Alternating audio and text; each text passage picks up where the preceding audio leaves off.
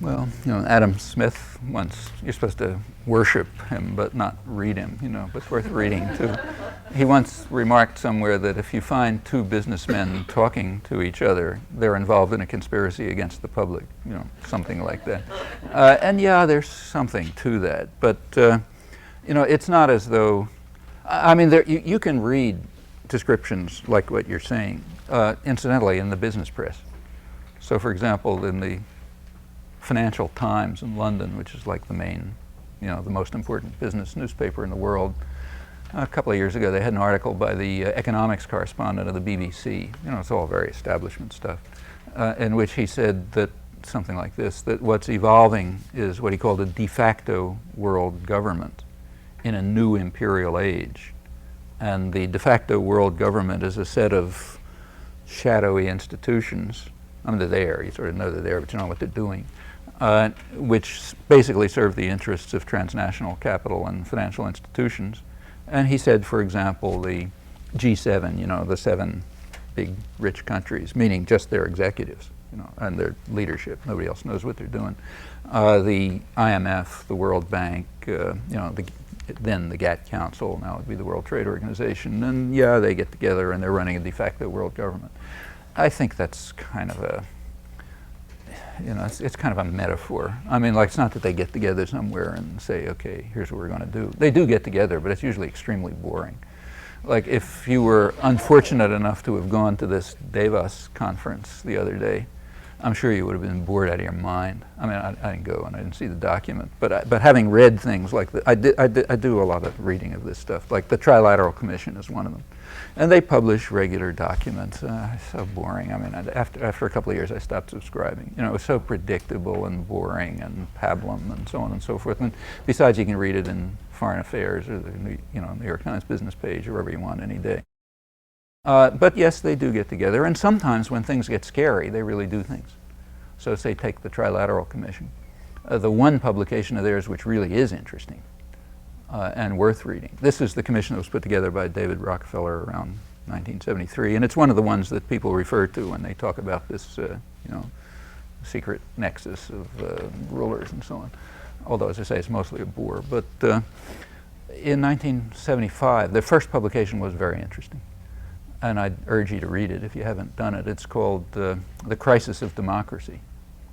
And it's very much in line with the kind of stuff I was talking about before. Remember, this is the first getting together after the 60s.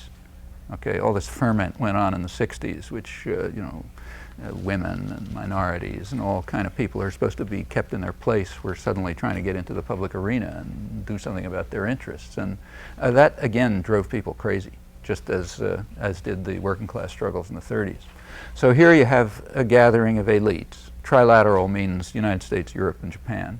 So these are elite elements, mostly liberal, on the liberal side, incidentally.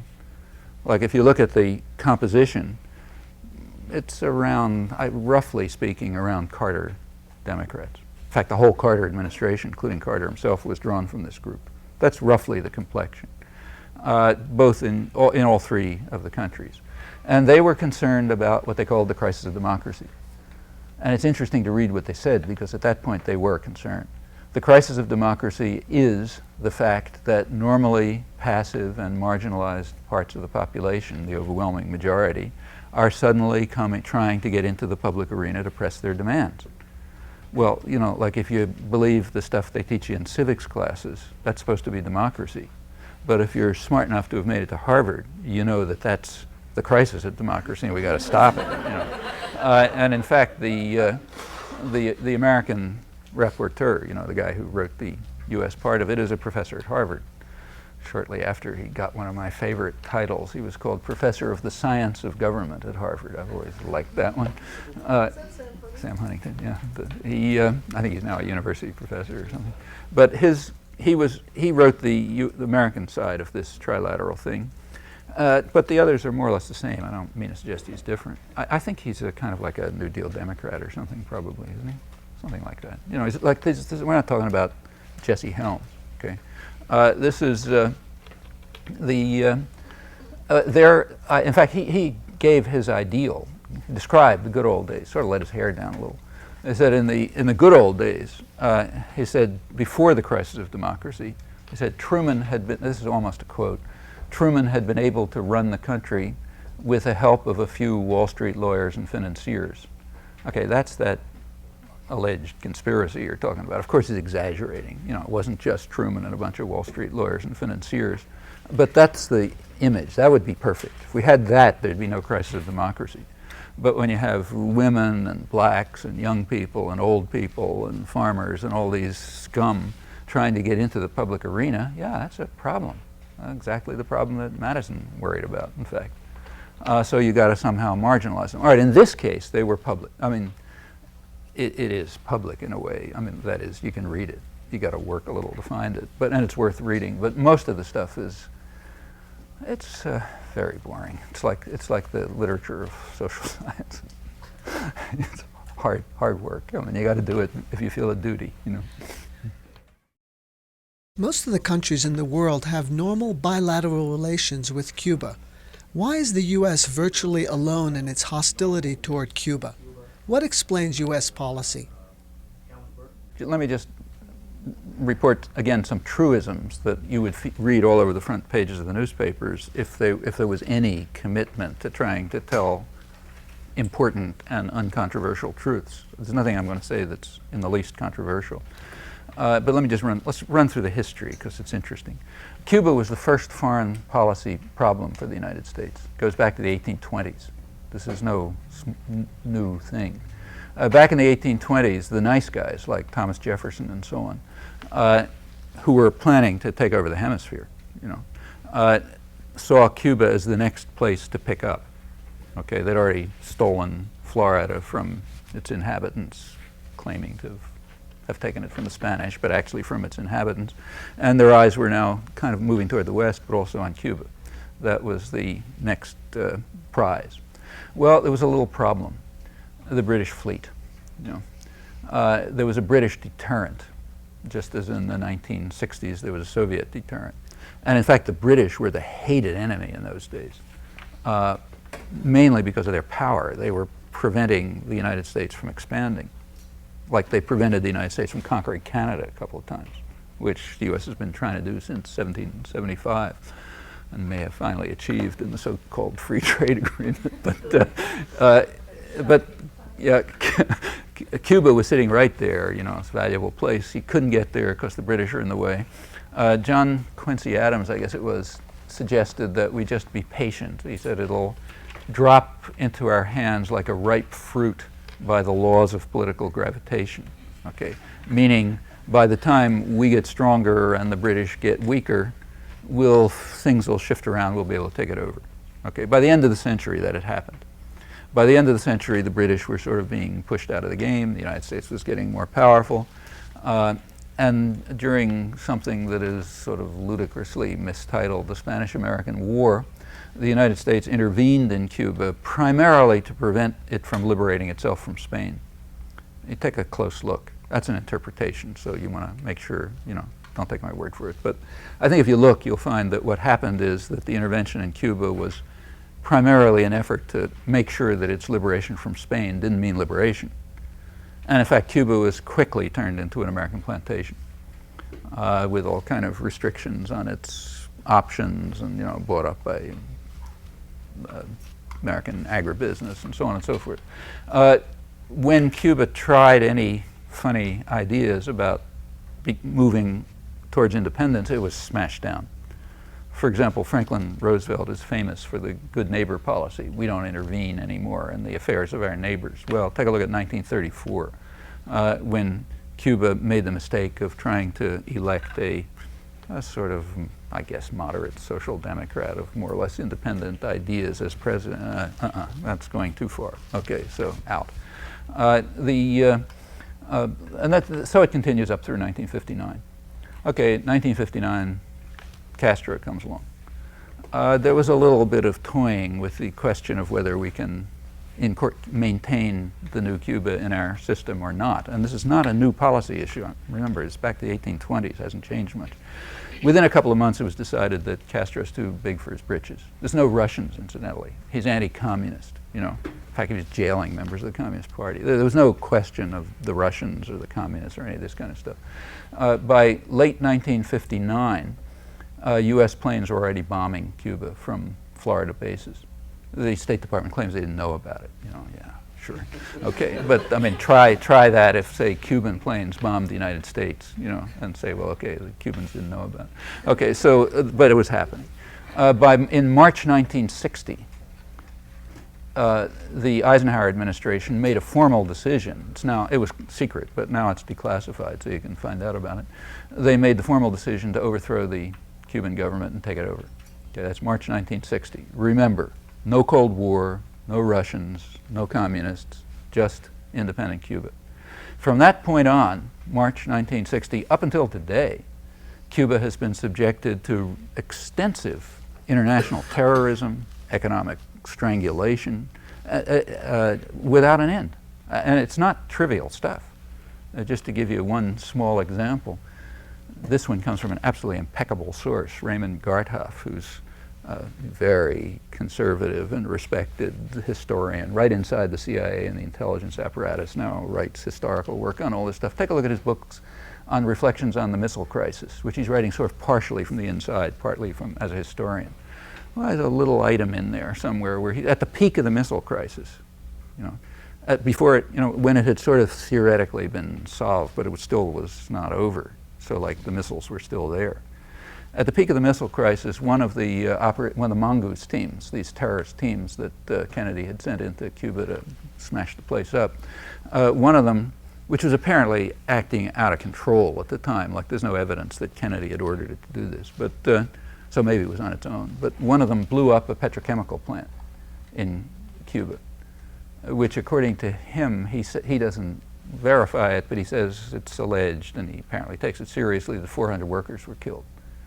Well, you know, suppose Cuba blew up a factory in the United States and 400 people were killed. Do you think it might make the newspapers? In fact, they'd probably be we'd nuke them, you know. Okay, but this is us.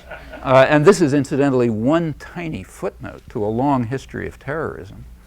And this was right at the peak of the missile crisis when for all I know, Cuba had its fingers on the missiles. I don't know that, but anyway, somebody did. Okay, now try to just, for those of you who want to know about why people believe what they do, just do a little check and find out how much information you can find out about this, okay? I mean, I've told you that. I'll save you the trouble. This is it. I've repeated it in probably 20 times in books that nobody would dream of looking at or reviewing and so on. But that's one little item. And then it goes on to poisoning crops and livestock and shooting down fishing boats and strafing hotels and, you know, blowing up airplanes and all sorts of things. Meanwhile, the economic strangulation goes on, okay, permanently. Now, the only issue debated in the United States, for a long time, there was a pretense we got to do this because of the Russians, okay? Because, you know, Cuba is a tentacle of the Russian monster trying to strangle us. I mean, in an intellectually free country, everybody would laugh. In fact, when Kennedy once tried to get the Mexican ambassador to join in some anti-Cuban action back in the early 60s, the Mexican ambassador actually told him, you know, he'd like to do it, but if he announces it in public in Mexico that Cuba's a threat, he said 40 million Mexicans will die laughing, okay? That's basically true. I mean, the idea that Cuba could be a threat even if it's armed by the Russians, I mean, you know, it's as if, I mean, like to try to find, I can't even think of a counterpart, but let's suppose, say, that before the end of the Cold War, Russia had been carrying out massive terrorism against Denmark and strangling the country. Let's imagine it could do that, because it said that Denmark was a threat. Well, you know, Denmark was way more of a threat to Russia than Cuba is to the United States. I mean, Denmark is an advanced industrial country. It's a member of a hostile military alliance, you know, well armed. I mean, if the Russians had said that, you wouldn't laugh. It would be a sign of their lunacy, and, you know, maybe we got to murder them or something like that. But we say that all the time, and that's okay because that's us. You know, we're properly indoctrinated. To judge how much of a Russian threat it was, bear in mind that the formal decision to overthrow the government was taken in March 1960 when there's no Russians. Okay, And it continues under the pretext of a Russian threat as long as the Russians were around. And then what happened when the Russians disappeared? Okay, so November 1989, Berlin Wall falls, no more Russians. What happened to Cuba? I mean, if the story of the last 30 years that we hear from Arthur Schlesinger and everyone was true, well, we should have welcomed Cuba with open arms. No more tentacles of the Russians. Is that what happened? No. We drew the noose tighter. Okay, all of a sudden, it wasn't because the Russians were a threat, it was because we love democracy so much, as you can easily demonstrate by looking at what we do around the world. Okay, but and if you take a look at the educated classes, they didn't skip a beat. From one day to the next, it's defending ourselves against the Russian threat to loving democracy, okay, with this history out in the open. Now, that's a real achievement. I doubt that a totalitarian state could achieve anything like that. Anyhow, up until now, it's, well, we love democracy so much. And then the only question is, well, what's the best way to achieve democracy? Is it the Helms-Burton Act, or is it by the Canadian Prime Minister going there? You know? And this is discussed as if it was serious. That's the interesting part. I mean, this is discussed as if, you know, it's not 40 million Mexicans die laughing, which it ought to be. You know, it's discussed as if it could conceivably be serious. It can't possibly be serious. The only question is how to make sure that Cuba will go back into the box in which it was supposed to be put in 1820. If they can force it back there by one or another means, fine, we'll accept Cuba. We'll even call it a democracy, even if it's run by some brutal murderer, you know, like we call Mexico a democracy, or we call Colombia a democracy. In fact, the best democracy in the hemisphere. Even has an independent political party, you know, which was allowed to function in 1985. Since that time, about 3,000 of its activists have been murdered, mostly by security forces and paramilitary forces, including every presidential candidate and most of the mayors. But, you know, it's there. It's got to be a democracy. And since we love democracy so much, we think it's fine. You know. But so maybe if Cuba ends up with democracy like that, it'll be fine as long as it follows orders. You know, there ought to be 100 million Americans who die laughing over this. And the fact that they're not is an indication of the grip of the doctrinal system, which is really powerful. And in this case, primarily among the more educated sectors. You know, I mean, if they don't know these things, it's a conscious decision not to know. It takes work not to know these things. Like, you don't have to, you know, really explore. Given the battle for the minds of the masses and the fact that it's critical to mobilize those masses to achieve any rights for workers, do you see any solutions short of revolution? Sure. I mean, the solutions that have worked all through history. I mean, how did workers' rights get established more or less in the 1930s? Revolution. There was no revolution. I mean, there was a threat. There was certainly a threat. Like when working people took over General Motors. Yeah, that's no joke. People got scared. Yeah, okay. Because the next thing they'll come to their heads is, what do we need the bosses for? You know, like maybe they'll get as smart as the factory girls in Lowell, you know, 150 years ago, and say, look, we don't need those guys. We'll run it ourselves. You know, and you got to make sure that that doesn't happen, because that's really trouble. So yes, there was an accommodation, and in fact, right through history, that's the way it's worked. I mean, nowadays, people who consider themselves more or less progressive, whatever that term is supposed to mean, think that they got a pretty rotten life. Look at our problems. Well, you know, there's plenty of problems, but it's a lot better than it was 30 years ago, let alone 50 years ago or 100 years ago. So like nowadays, you're worried about how to protect some kind of medical system. Worrying about that 30 years ago, there wasn't any. You know? Or take, say, women's rights. Okay, plenty of problems about women's rights, like, you know, the way affirmative action is being used to attack people. It wasn't a problem 30 years ago. There was no rights, you know. Or take, you know, issue after issue. It's just things are, over time, you know, the struggles take off from a higher level than before. So like you think it looks bad for labor now, have a look at the 1920s. You know, the fall of the House of Labor in a most undemocratic America, when workers could do nothing more than try to pursue individual survival strategies. And remember, that was the period of mass industrialization, you know, establishment of the automobile industry. It's like not a rural country. Well, what you do is try to keep making things better. Is it a revolution or not? That's kind of like a question of definition. I mean, if it's possible, I mean, I think myself, I agree with those mill hands in Massachusetts that the people who work in the mills ought to own them, generalized. Well, all right, if there's steps toward that happening, I guess you could call it a revolution, but I don't see why it shouldn't just happen. I'm referring back to your comments about the media and the great public relations that ploy and Right. But see, I think all that stuff is totally illegitimate. I mean, and that goes way back to something much earlier. Why should corporations have any rights at all? Okay. I mean, that's not like it's not in the Constitution. You know, corporate rights are the result. It's not even by legislation. I mean, corporate rights were achieved mostly through courts and lawyers, and pretty recently. You know, the main decisions are early in this century. Like, it's not founded in, you know, it's not graven in stone or anything like that. Actually, there's pretty good literature on this if you're interested. The best book is by a Harvard professor that I know, a guy named Morton Horowitz, who's at the law school, has a couple of books called Transformation of American Law. One of them, I think, goes up till like 1860, and the other from maybe 1860 to 1960. But the main theme of the book, of these two big volumes, it's interesting reading. You know, it sounds kind of dense and so on, but you find it interesting reading. The main theme is how the legal system was reshaped to accommodate to the needs of private power.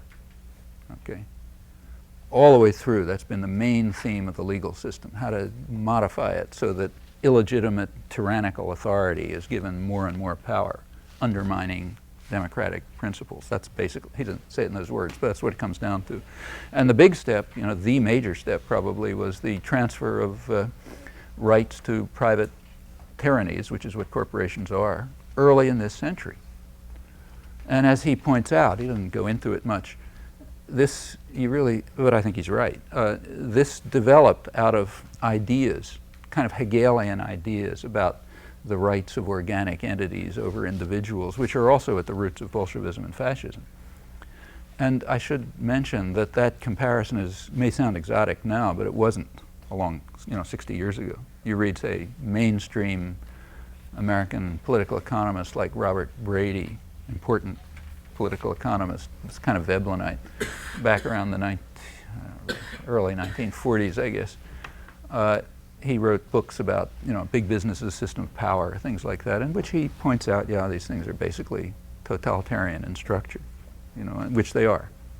So where'd they get their rights? Well, through courts and lawyers, by playing one state against one another. Incidentally, that's something worth thinking about when you listen to this devolution business now. The point of getting power down to the states is so that any business, even a middle-sized business, can make sure that the money goes into their pockets, not in the pockets of poor people. It's trickier to do it at the federal level. So that's why you get all this new philosophy about, you know, federalism and so on. Not that federalism would be bad, but, you know, not when you got private tyrannies around. This establishment of private corporate power is a dramatic example of that. Back, I forget exactly what year, but like early in this century, maybe around 1905 or something, the state of New Jersey figured it could make a killing by getting the big corporations to move from New York, where they always were, over to New Jersey, simply by giving them a lot of gifts. You know, it's kind of like when Alabama gets investment from Germany. Sort of the taxpayers pay for it, but, you know, somebody makes a killing. And that's exactly what they did. So New Jersey gave corporations all sorts of, you know, gifts, essentially, to move across the river. And that's why you have so many things called, you know, Standard Oil of New Jersey and that sort of thing. Yeah, because they moved across the river so they could be incorporated there. And it's a lot cheaper for the big power because the taxpayers of New Jersey paid them. Delaware was another case. Well, of course, New York had to accommodate, you know, because everybody's moving across the river. That's the new federalism back at the early part of this century. So that's and by such a mechanism, public funds did end up in big, deep private pockets, and corporations gradually got rights that they, you know, that are, in my opinion, totally illegitimate. Those rights can be taken away very simply, without a revolution. In fact, every corporation has a state charter, and they're supposed to be there for some public good, you know. Well, like it was true maybe 200 years ago. Like 200 years ago, we could like establish a corporation that would like build a bridge across the Charles River or something. Okay, that's what a corporation was supposed to be. It's changed a bit over the years. By now, they are huge tyrannies. I mean, bigger than states, involved in all kind of strategic interactions with one another in violation of any conceivable market principle and so on and so forth. There's no reason why they should exist, I don't think. And the media is just part of it.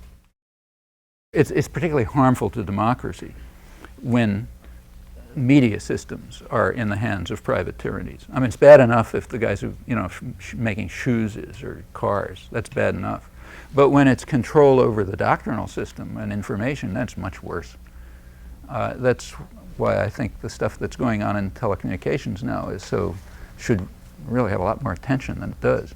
I mean, here's this huge system, you know, built at public expense. I mean, you guys paid for it, you know. And as usual, being handed over to private power now that it's profitable.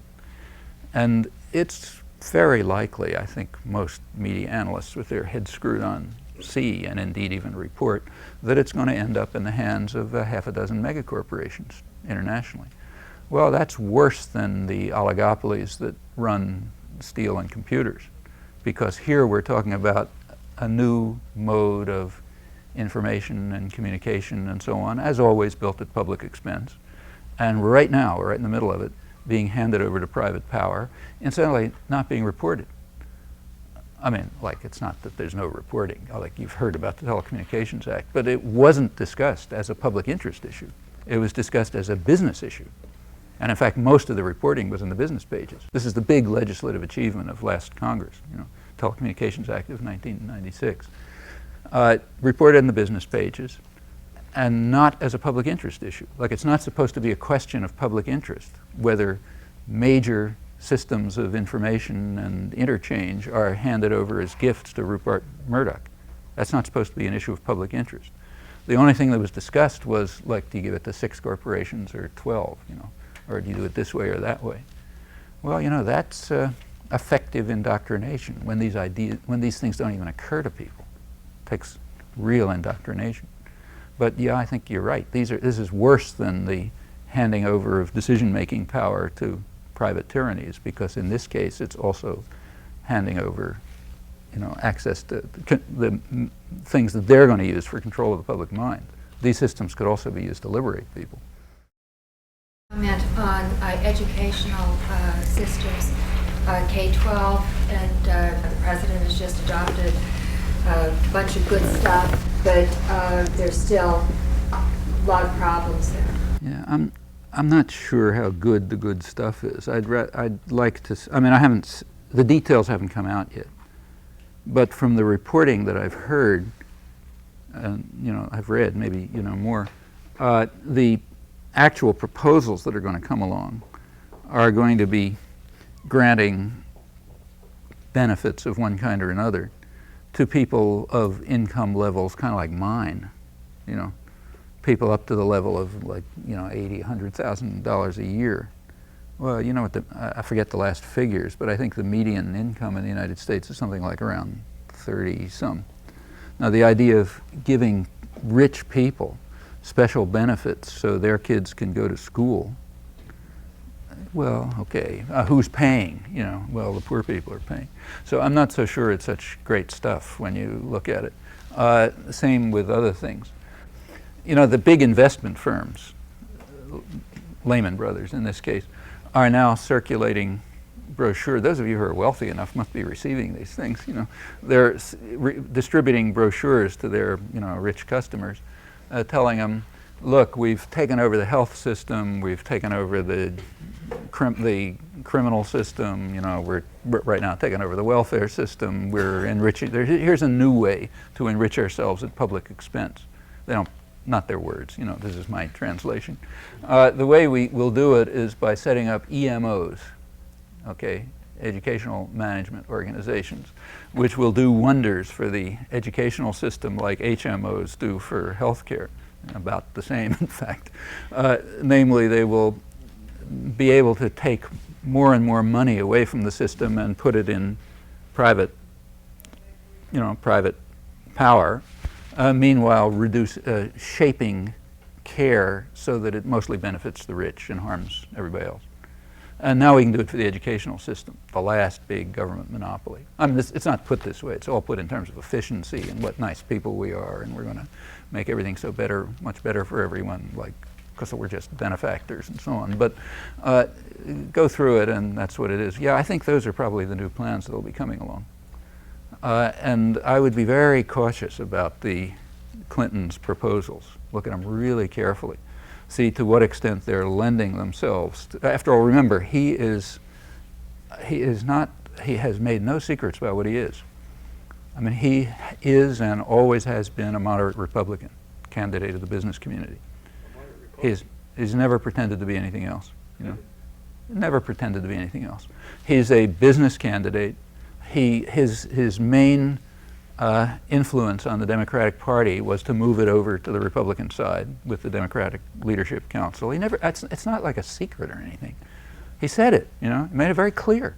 His record in Arkansas was like that. His influence in the national government was like that. So whatever the Democratic Party may have been, which you can sort of debate, it's now, like, if you can find a difference between Dole and Clinton, I'd like to know what it was, I mean, a policy difference. They're both moderate Republicans. Incidentally, the business press is very well aware of this. I mean, take a look at the Wall Street Journal editorials the first couple of years, or reporting, the first, throughout the whole Clinton years. I mean, at first they were a little nervous because he had some of this populist rhetoric, but pretty soon, within a few months, you start getting, editorials in the Wall Street Journal and articles, in fact, not just editorials, about how Clinton is the best president business has ever had. They quote the Ford company executive as saying we're getting along with him much better than we did with Bush and Reagan, and on and on. Now, of course, they'd prefer the Gingrich guys, actually with some ambiguity, I should say, because they don't like the small business aspect of the Gingrich people. There's a delicate balance there between holding off the crazies and making sure that the really rich people get everything. So there's been a problem. But as far as Clinton was concerned, they were perfectly happy with him. Yeah, he's a moderate Republican. And I don't think you can say that he's deceived anyone. If you look at his positions all the way along, they've been very clear. If people didn't want to see it, that's their choice. But it's been clear. It's been clear to the business press. It's been clear in his policies. Exactly what kind of education program would be crafted out of that, I'd be very suspicious about it. And I think it's worth a very careful look. I mean, there's plenty of problems with the educational system, but the main problem is that way too few resources go into it. Now, it's not that we don't have money, like there's no budget crisis or anything like that. The country's just flooded with money. Again, read the business press. It cannot find adjectives exuberant enough to describe, the dazzling, stupendous profit growth and, what are we going to do with all those funds and so on. The country's just flooded with money, capital, but all getting very narrowly concentrated, okay? There's plenty of money around to improve the educational system, and we know exactly where it has to come from. I think that's its main problem. I mean, teachers are way underpaid, they're undereducated, they're not given enough respect, too many kids in school, in a classroom, not enough educational materials and so on and so forth. There's no special, nobody has any brilliant ideas about, at least I never heard any, about how people should be educated, except, kids' natural enthusiasm and creativity ought to be allowed to, work in constructive ways. I mean, all this kind of stuff. What's missing is the resources. Fine, so let's provide the resources. So maybe they won't have such dazzling and stupendous profits next year, and instead kids will get a better education. I think that's what ought to happen. But what I'm worried about is that the system is moving towards the kind of privatization which just imposes costs on the public. Remember, all this privatization you hear about, it's supposed to be very efficient. And by some measure, by some ludicrous measure, it probably is efficient. And part of the reason why it's efficient is you don't count the costs, okay? So like if you suppose they're talking about privatizing the MTA around here, the public transportation thing. All right, suppose you privatize the system. You and I know how to make it more efficient by the economist's measures. You throw out union workers and you get temps for half the price. And if there's an accident because they never had any training, well, it's just people who are getting killed. You don't measure that. And you cut off the so-called unprofitable bus routes, okay, or subway routes. Like, you don't make a lot of money at 11 p.m., okay, so let's throw them out. Well, suppose somebody's stuck somewhere at 11 p.m. and wants to get home. Oh, well, you know, it's entrepreneurial values, you know. Let them hire a limousine or something, you know. And in ways like that, you can make the system more efficient simply by transferring the costs over to the public where you don't measure the costs, okay? So, you know, it looks nice and efficient on some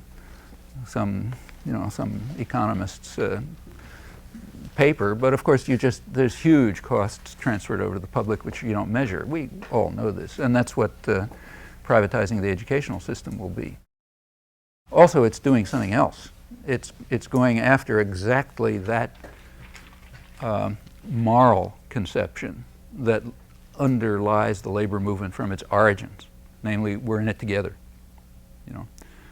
It's not just gain wealth forgetting all but self. Like, we should care not only that my kid can go to school, but the kid down the street can go to school. That's what's being driven out of people's heads, you know. There's a very powerful effort to drive any of that out of people's heads.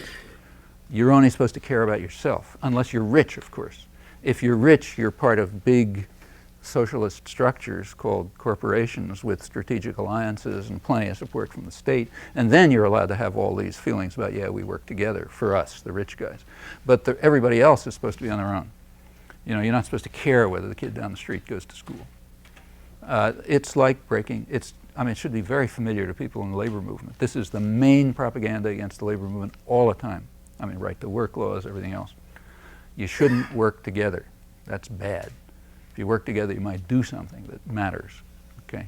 So just be out on your own, you know. And if you can get a voucher so maybe your kid can go to school, forget about everything else. I mean, look, this is very much a business-run society, you know. I mean, about the last figures I saw, about $1 out of $6 in the whole economy is spent on marketing. It's an extremely inefficient use of funds, of course. Marketing doesn't produce anything, any public goods. But marketing is a form of manipulation and deceit.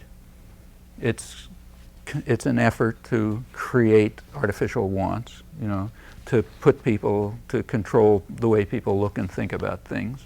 A lot of that marketing is straight propaganda, advertising.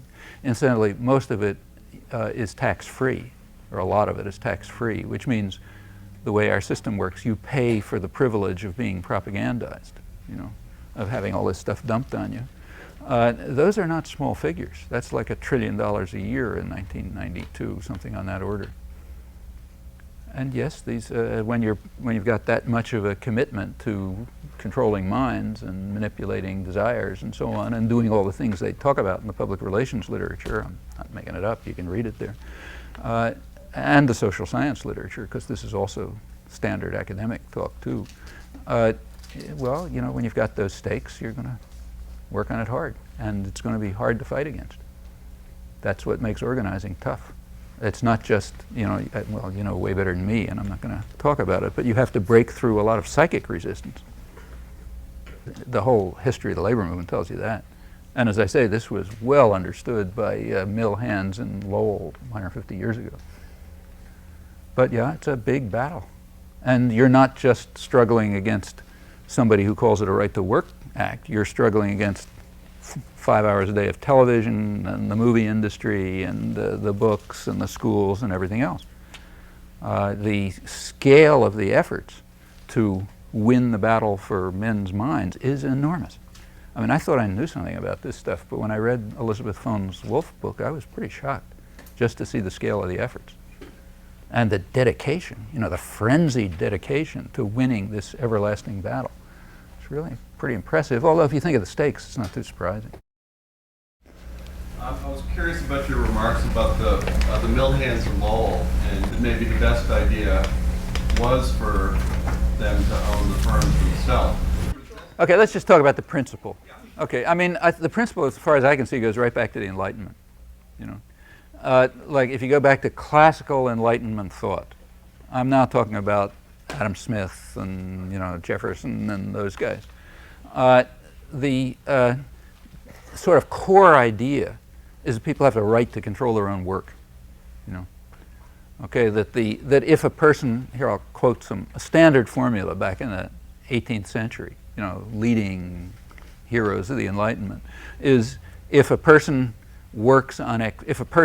does beautiful work under external command, meaning for wages, we may admire what he does, but we despise what he is, because he's not a free human being.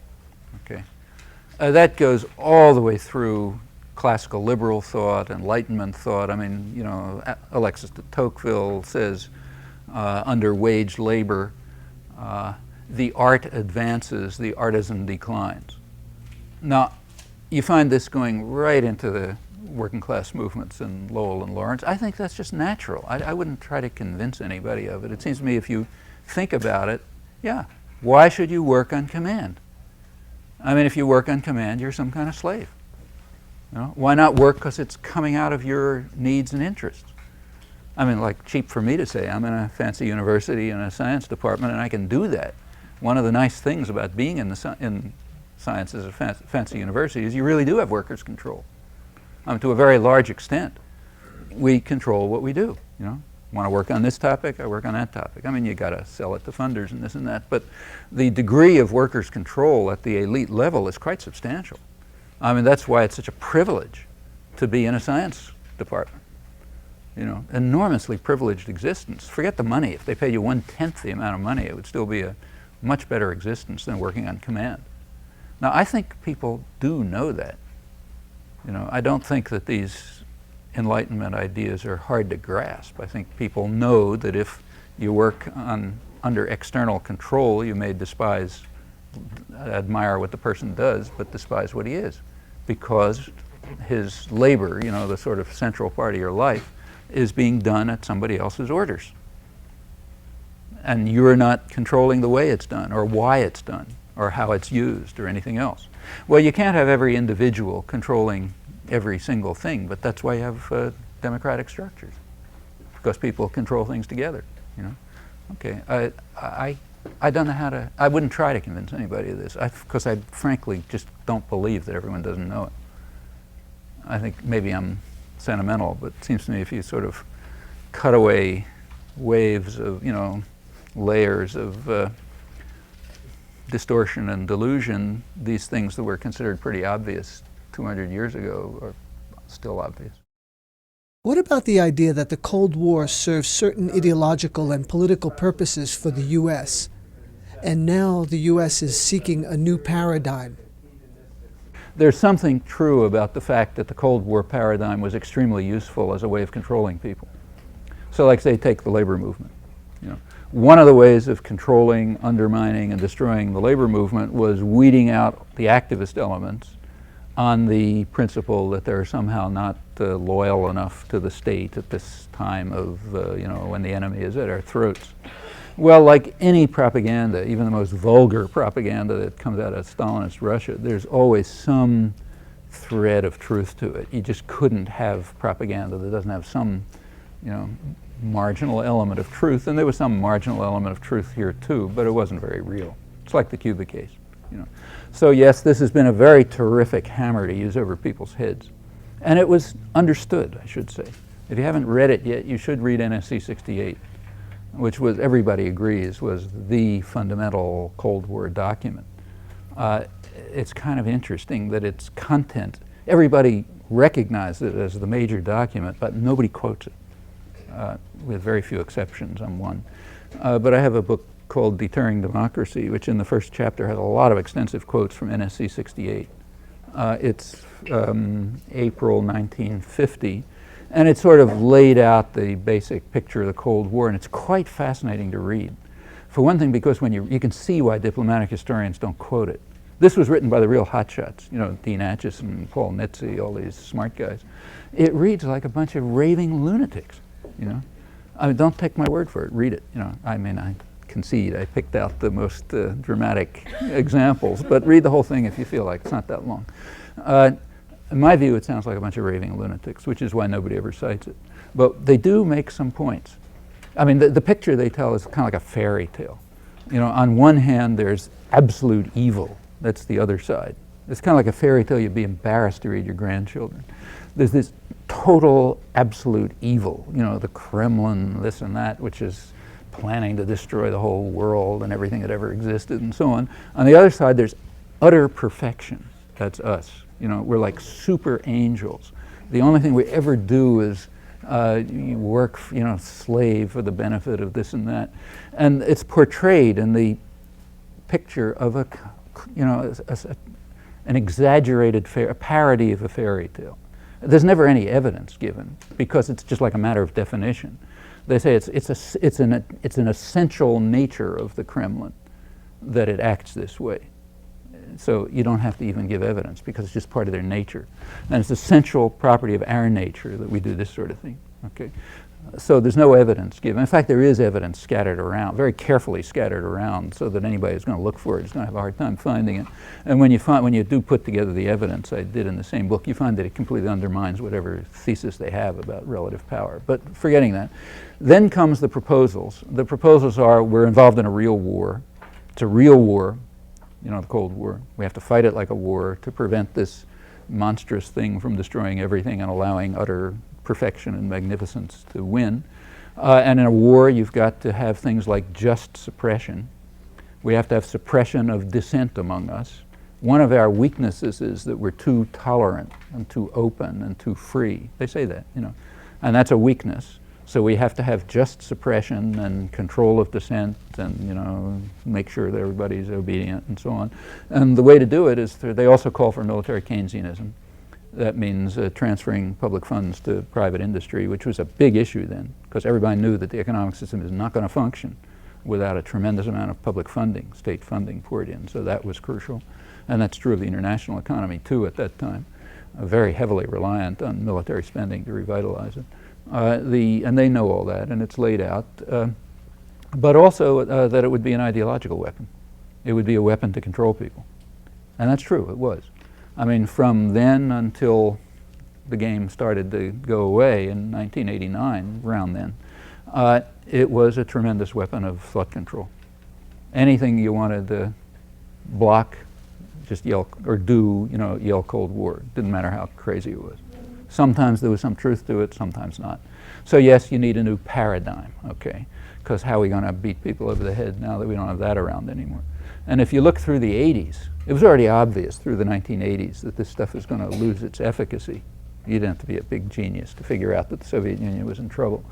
So you look at stuff, say, I was writing since the early 80s. I've been saying, look, they're going to have to go to something else. And in fact, right through the 80s, there's an almost desperate search for something else. You know, international terrorism or crazed Arabs or Hispanic narco-traffickers or something or other that we have to defend ourselves against. Or otherwise, how are you going to control everybody? Okay, domestic crime, mostly manufactured. You know, U.S. doesn't have crime levels very different from other industrial countries. It doesn't, in fact, but has a very different perception of crime. Welfare queens, you know, sort of by implication black, driving around in Cadillacs and, you know, that sort of thing. So there's all sorts of effort to, you know, manufacture enemies for people to hate, but a foreign enemy is much better. So here's where the science of government comes in. Now, to get back to this clash of civilizations thing. Huntington's, you know, everybody is flailing around for some paradigm, you know, some big thing that you can use to control people. And Huntington's idea was clash of civilizations. So, you know, there's Islam and us and all these other things. And the reason why the world is so disorderly is because you've got all, you know, now with the Cold War going, you've got all these ethnic groups killing each other and so on. Well, as usual, it's always a good idea to start by asking about the facts. Whenever you hear anything said very confidently, the first thing that should come to mind is, wait a minute, is that true? You know, so is it true? I mean, is it true that there's more ethnic conflict now than there was 20 years ago? Well, take a look. In most of the big conflicts that are going on around the world were going on right through the Cold War, like Burundi and Rwanda. There were huge massacres going on in the early 70s. Actually, I wrote about them at the time. Nobody was talking about them because it wasn't interesting, but they were there. There are some in fact, or take, say, in fact, just about every one you pick goes way back. Now, there are some that are new. Those within the former Soviet system, including Yugoslavia, within the old so-called communist system, yeah, they're new. So like the war in Chechnya, or Azerbaijan, Armenia, Tajikistan, these things are all new. But that's standard. Anytime a tyrannical system breaks down, you have all sorts of conflict internal to it. Just take a look at the breakdown of the European empires. Every single one was like that, and most of them were worse. So first of all, the factual basis is very thin. Now, what about the principle, clash of civilizations? Like, say, the big bad guy is Islam. Well, there are a few problems with that. The most fundamentalist Islamic state in the world is our big ally, Saudi Arabia. How's that fit? I mean, Saudi Arabia is a real, it's not fundamentalist enough for some of the people in it, but it's pretty extreme. Are we trying to undermine Saudi Arabia? Of course not. They're sitting on all the oil, In fact, they're our clients. That's a family dictatorship that we keep in power because they make sure that the money from oil doesn't go to the people of the region, but goes to London and New York. So they're okay. There's no clash of civilizations there. That's state fundamental. What about individual, like non-state? Well, by far the worst ones are the guys who are tearing Afghanistan to pieces. You find more crazy Islamic fundamentalists around than them. I don't know about them. Where'd they get their power from? Well, your pocket, They got $6 billion or so, it's claimed, from the United States and Saudi Arabia through the 1980s. Now they're tearing Afghanistan apart, but it's not nothing that we did. We're only wonderful people. So where is this clash of civilizations between Islam and the West? I don't see it. I mean, Indonesia is an Islamic state. Do you see us trying to undermine Indonesia? I mean, a lot of rotten things in Indonesia, like, for example, wages are about half the level of China, which is not so munificent. Do you see us doing anything about that? I mean, I think this is all farce. I mean, I don't mean to say total farce. Like, there must be a new paradigm, something that people can build their careers on and write books about and so on and so forth, which can then be turned into a device of controlling people. That part is true. And maybe this will work, or if it doesn't, you try something else. Well, thank you.